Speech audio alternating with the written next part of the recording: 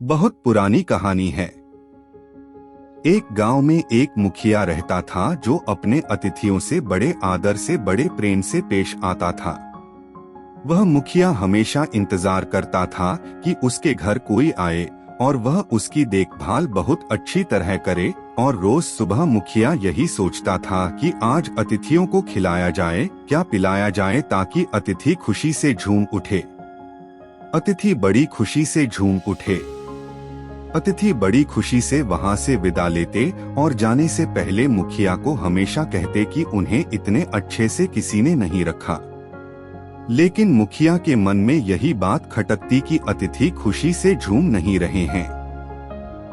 रोज सुबह होते ही मुखिया जंगल में घूमता रहता, फूल कंदमूल इकट्ठे करते रहता था ताकि कोई अतिथि अगर आए तो उन्हें अच्छी तरह से भोजन करा सके।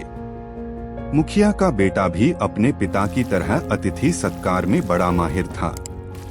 एक दिन जब उनके घर में मेहमान आए जो पहले भी आ चुके थे, मुखिया और मुखिया का बेटा दोनों कंदमूल और फलों से अच्छी तरह से उनका सत्कार किया। मेहमान भी बड़े प्यार से खुशी से खा रहे थे। खाते खाते मेहमान ने कहा, इस जंगल में सिर्फ यही फल मिलता है, हमारे उधर के जंगल में बहुत कीके फल होते हैं, पर मुझे तो ये फल बहुत ही अच्छा लगता है। मुखिया का बेटा अपने पिता की ओर देख रहा था। मुखिया ने कहा, हम जंगल में घूमते रहते हैं ताकि हमें कुछ और किस्म का फल मिल जाए, लेकिन इस जंगल में सिर्फ ये ही पाई जाती है। अतिथि ने कहा, मुझे तो सबसे बेहतर आपका अतिथि सत्कार लगता है। इतने आदर से तो हमें कोई भी नहीं खिलाता। उस रात को मुखिया का बेटा मुखिया से कहा, मैं कुछ दिन के लिए जंगल के भीतर और अच्छी तरह से छानबीन करने के लिए जा रहा हूँ। देखो अगर मुझे कुछ और मिल जाए। मुखिया को बड़ा अच्छी लगी ये बात। उसने बेटे से कहा, हाँ बेटा तू जा। कई दिन तक मुखिया का बेटा जंगल में घूमता रहा पर उसे कोई नई चीज दिखाई नहीं दी। घूमते घूमते वह बहुत ही थक गया था। एक पेड़ के नीचे बैठ वह आराम करने लगा। अचानक उसके सर पर एक चिड़िया आकर बैठी और फिर फुदकती हुई चली गई। अरे, ये चिड़िया तो बड़ी मस्ती से झूम रही है।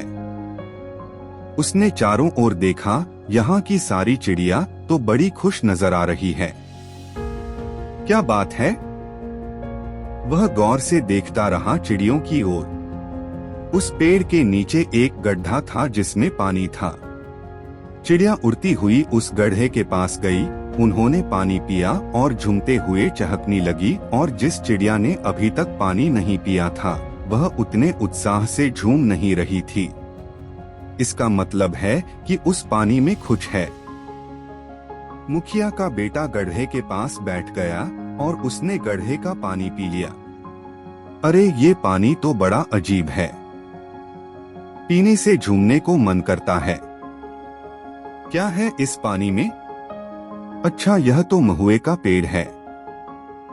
इसके फल झड़झ के उसी पानी में गिर रहे थे, तो इसका मतलब है कि महुए के फल में वह झूमने वाली चीज है।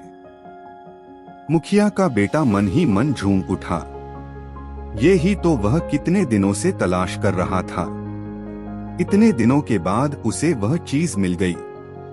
उसने महुए का फल इकट्ठा करना शुरू कर दिया। ढेर सार फलों को लेकर वह घर की ओर चल दिया।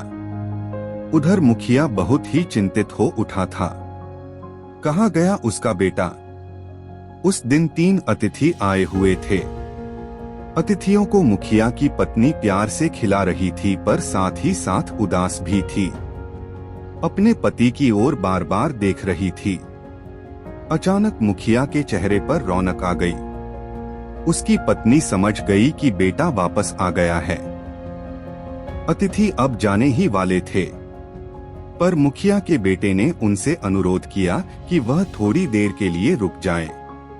अपनी माँ को उसने सारी बात बताई। माँ ने कहा, पर बेटा, पानी में कुछ समय वह फल रहने के बाद ही असर होगा। तुम्हारी कहानी से मुझे तो यही समझ आ रहा है। मुखिया का बेटा मान गया। इसके बाद पानी में वह फल डालकर कुछ दिन तक वे सब इंतजार करने लगे।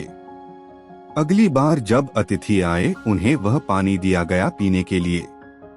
उस दिन मुखिया, मुखिया की पत्नी और मुखिया का बेटा तीनों खुशी से झूम उठे, क्योंकि पहली बार अतिथि जाते वक्त झूमते हुए चले जा रहे थे।